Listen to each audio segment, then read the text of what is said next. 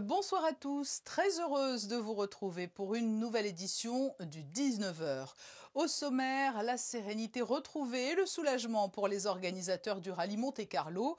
L'épreuve aura bien lieu. Son directeur, Christian Tornator, sera avec nous depuis Gap, où aura lieu jeudi le départ de la 89e édition. Après les Hautes-Alpes, nous nous rendrons en plein cœur de l'Atlantique pour y retrouver Boris Herrmann. Les navigateurs en tête de la course du Vendée Globe Challenge sont dans un mouchoir de poche et le skipper du Sea Explorer Yacht Club de Monaco est toujours très bien placé.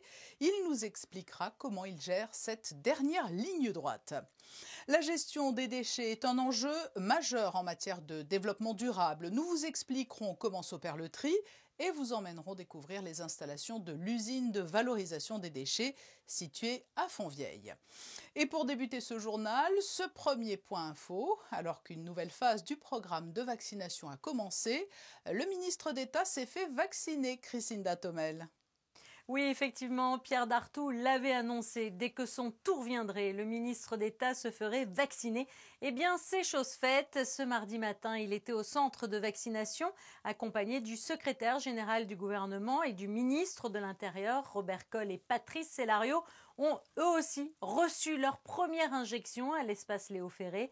Ces vaccinations officielles inaugurent la nouvelle session ouverte au public, âgés de plus de 65 ans, mais aussi aux personnes sensibles présentant des risques majeurs pour la santé. Je vous rappelle un seul numéro de téléphone pour s'inscrire, le 92 05 55 00.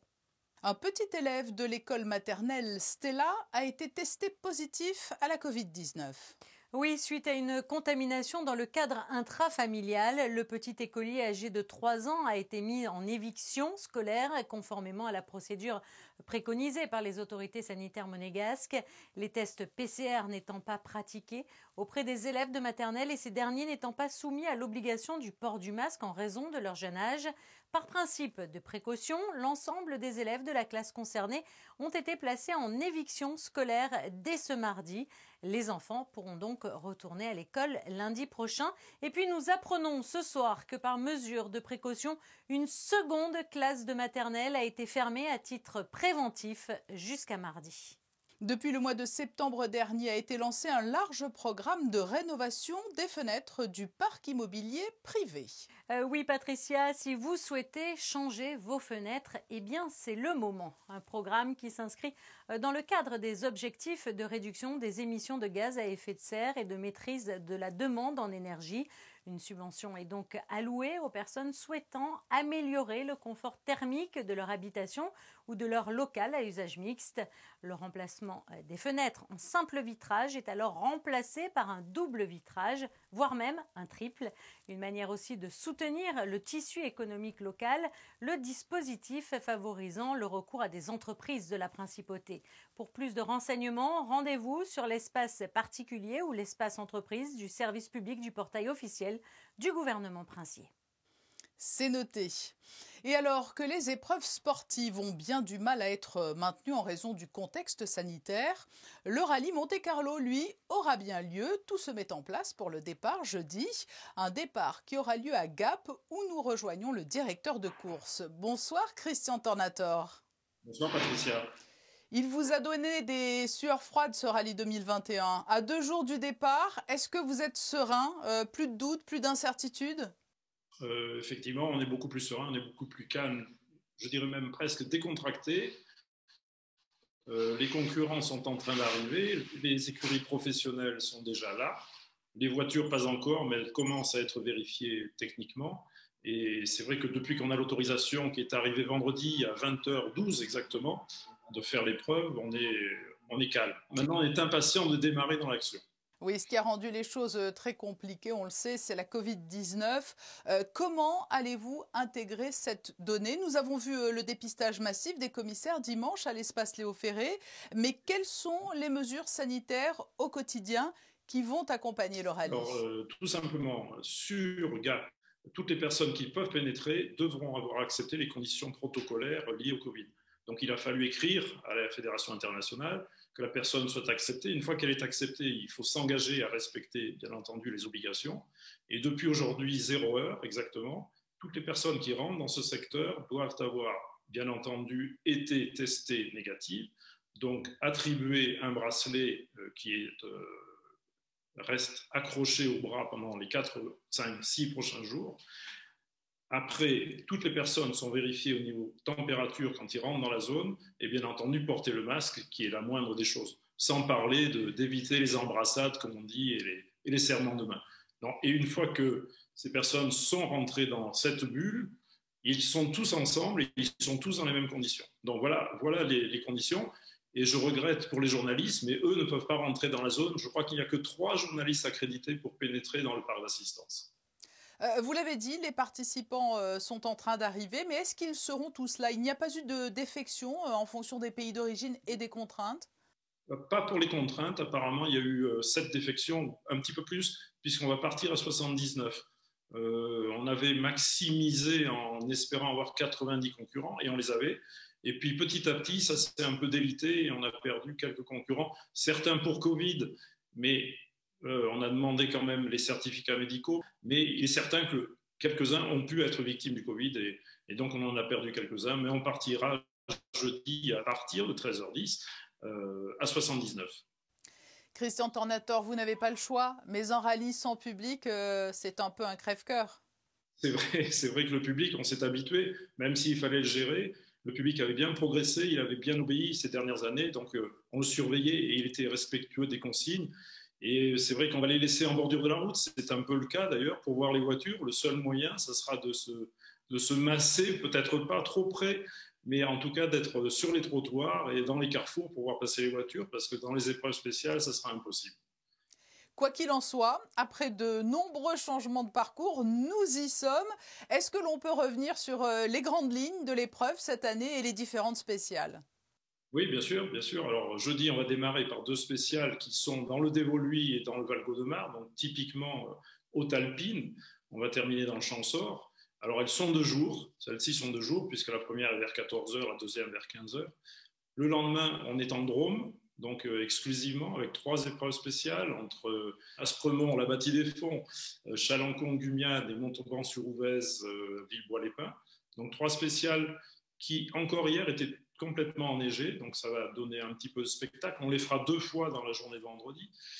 Le samedi sera sur la partie nord du département des Hautes-Alpes et sur la partie nord du département des Alpes d'Haute-Provence avec la Bréole-Selonnais et Saint-Clément-Fressinière, des spéciales qu'on a déjà faites l'année dernière. On redescendra sur Monaco en fin de journée puisque les premières voitures devraient arriver vers 16h en principauté. Et dimanche, on a 4 spéciales, c'est-à-dire 2 fois 2 entre Géthénier, La Penne et Briançonnet-Entrevaux, avec Briançonnet-Entrevaux comme Power Stage pour finir le rallye à 12h08 sur les réseaux, sur les antennes de télévision également. Voilà, c'est l'inédit. Et les forces en présence, sans être devin, qui attendez-vous sur le podium cette année? Je pense que c'est un peu toujours les mêmes. C'est-à-dire qu'entre Tanak, Ogier, Evans et Neuville, ça va être une bataille au couteau. Et les conditions vont être très particulières parce qu'au niveau météo, on a apparemment un redout qui arrive sur la France en général et sur les Hautes-Alpes en particulier. Donc, il va y avoir un terrain très mixte. Et comme ils se sont tous entraînés sur la glace et sur la neige, on va forcément avoir des surprises, sans parler des éventuelles sorties de route qui peuvent arriver à n'importe quel moment. Et on suivra ça avec grande attention. Christian Tornator, le directeur de course du 89e rallye Monte-Carlo en duplex de Gap, où sera donné jeudi le départ de l'épreuve. Merci. Merci Patricia, à bientôt. Intéressons-nous à présent à la gestion des déchets. Elle revêt un caractère particulièrement important à Monaco, où l'accent est mis sur le nécessaire développement durable. Vanessa Dessy et Jean-Alexandre Dorde nous emmènent à l'usine de valorisation de Fontvieille pour nous en faire découvrir son fonctionnement, notamment en matière de tri. Précurseur en la matière, la principauté sensibilise la population depuis de nombreuses années au tri sélectif. Les enjeux environnementaux du traitement des déchets sont aujourd'hui primordiaux. Les performances de recyclage augmentent d'année en année et permettent d'économiser des ressources naturelles. On a une particularité, c'est que nous sommes une usine, on va dire, qui traitons les déchets pour faire de la valorisation énergétique. Donc, ce qui veut dire que le tri sélectif et le recyclage se fait en amont du site, principalement, pour stopper toute rumeur qu'il pouvait y avoir aussi, on va dire, par le passé. C'est vrai qu'aucune des bennes, on va dire, de la SMA qui transporte du tri sélectif ne vient ici à l'usine. Tout est exporté côté français principalement. Sur site, par contre, ce que l'on peut faire et ce qu'on fait, c'est qu'on récupère aussi les ferrailles des entreprises et des particuliers, ainsi que les batteries. La Principauté dispose d'une 50aine de points d'apport personnels en surface ou souterrain pour trier les déchets dans des conteneurs. Le gouvernement princier met tout en œuvre pour simplifier le tri afin de permettre une meilleure valorisation des déchets ménagers. Pour les ménages, la plus importante, c'est la poubelle jaune, puisqu'elle est destinée à recevoir les emballages ménagers recyclables et le papier.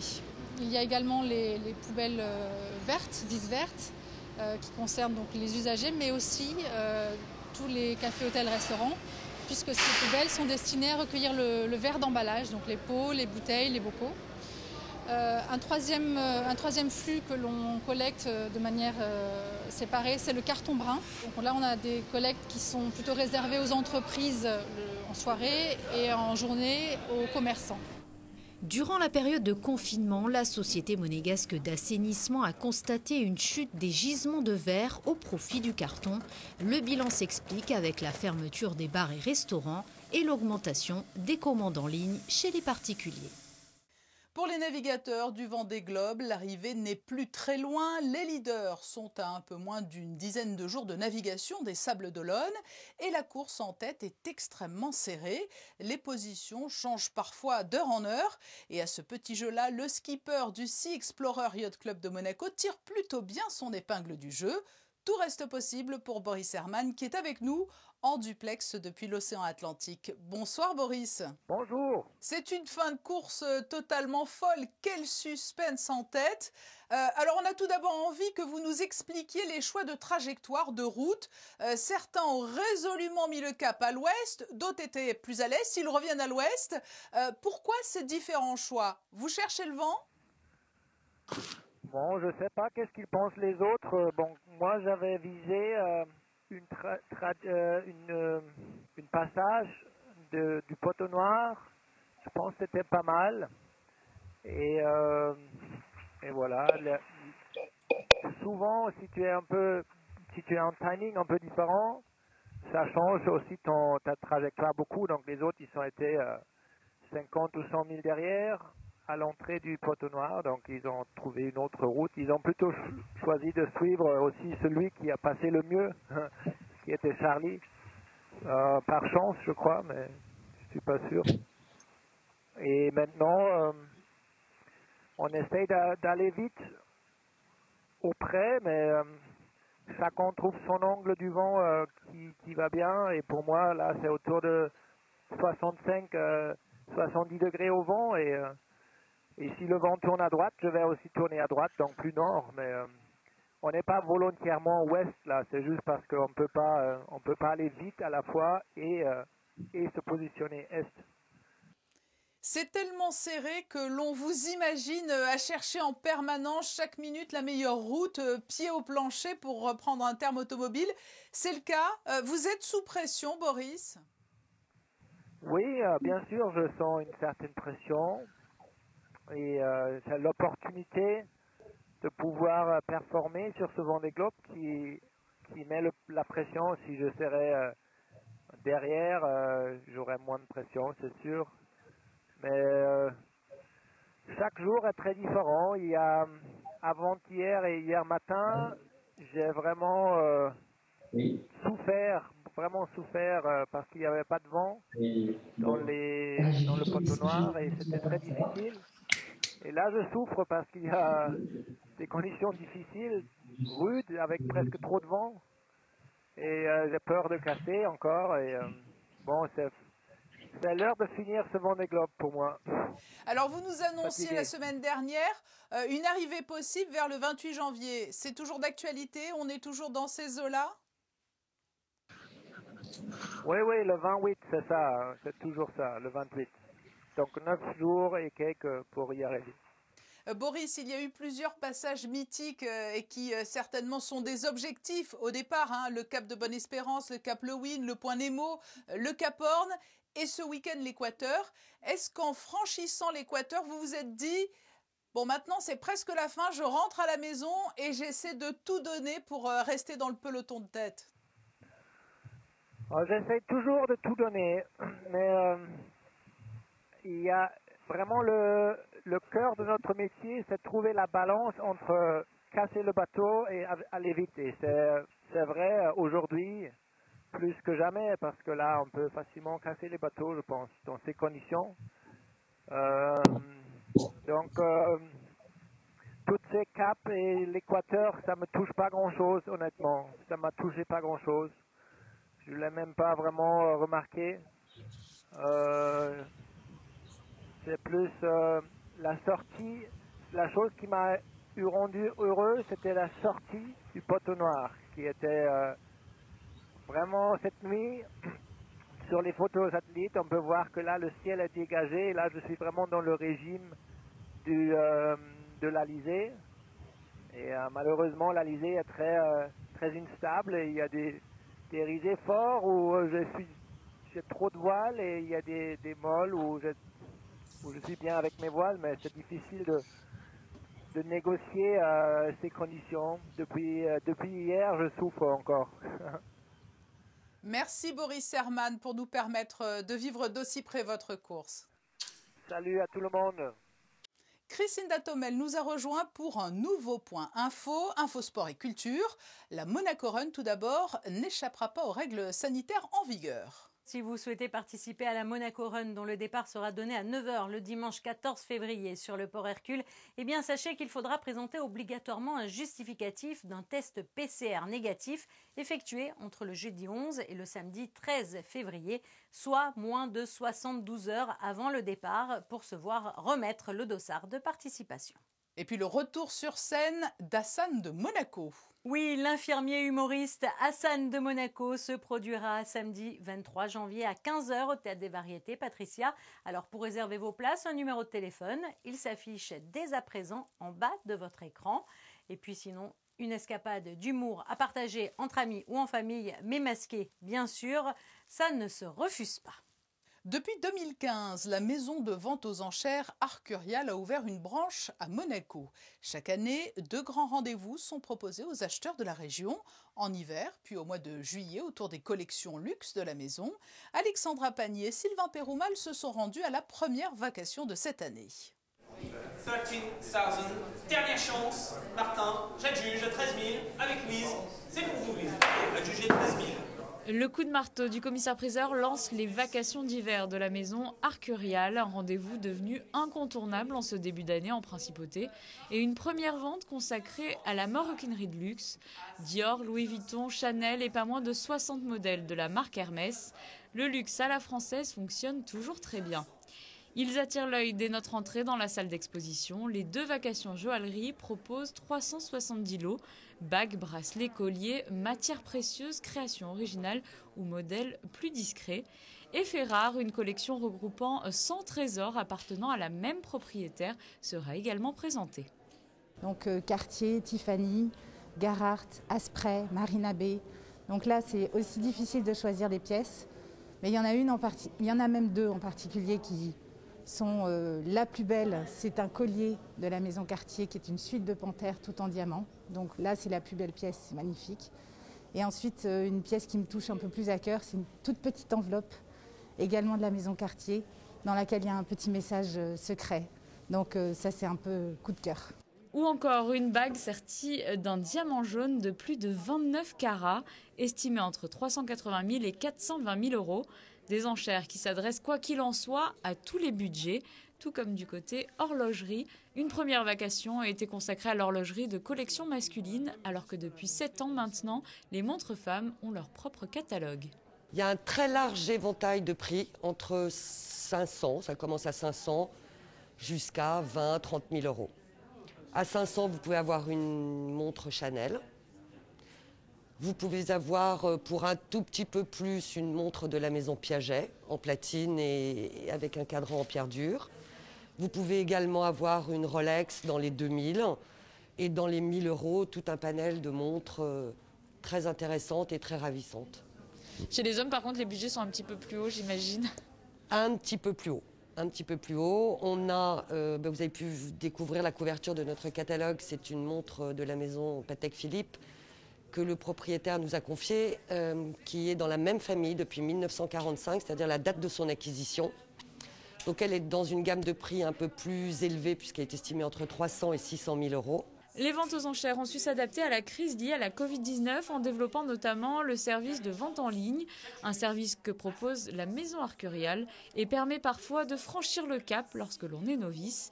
Alors si vous êtes tenté, il vous reste encore quelques vacations pour faire vos jeux. Passons aux prévisions météo. Mercredi, le temps sera couvert au programme de la pluie, des orages et du vent. Alors, avis aux surfeurs, surveillez de près la houle, elle risque de se lever en cours de journée. Et puis sinon, du côté de température, comptez 6 degrés pour les minimales et 10 pour les maximales.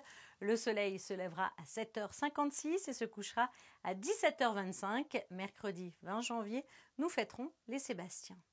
Saint-Sébastien, le saint patron des carabiniers du Prince.